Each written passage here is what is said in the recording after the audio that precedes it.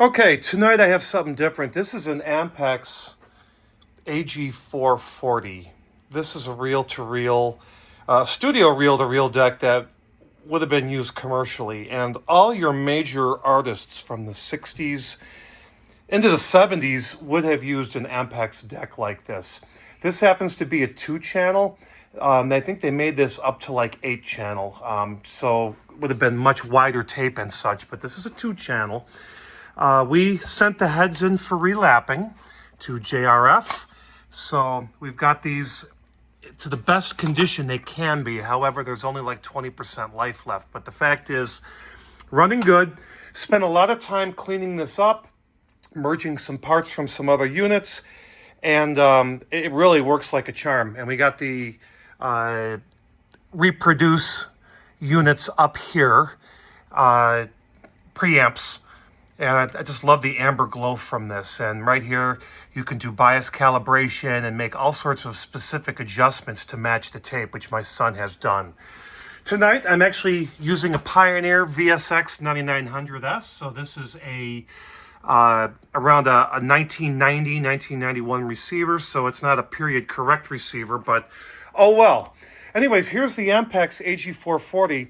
This is a group or a guy, Gregory James, and this was a tape that was recorded on this unit. We acquired a whole bunch of tapes when we purchased these decks, and it's been a lot of fun because there's some major artists in here and some other artists, and it's really good stuff. Here's a cover of Scarborough Fair, which I think is quite nice.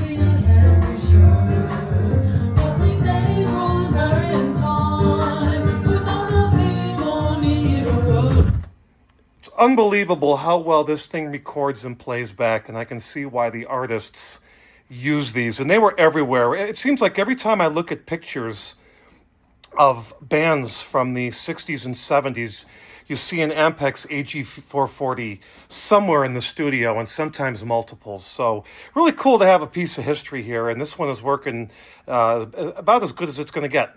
Thanks for watching tonight.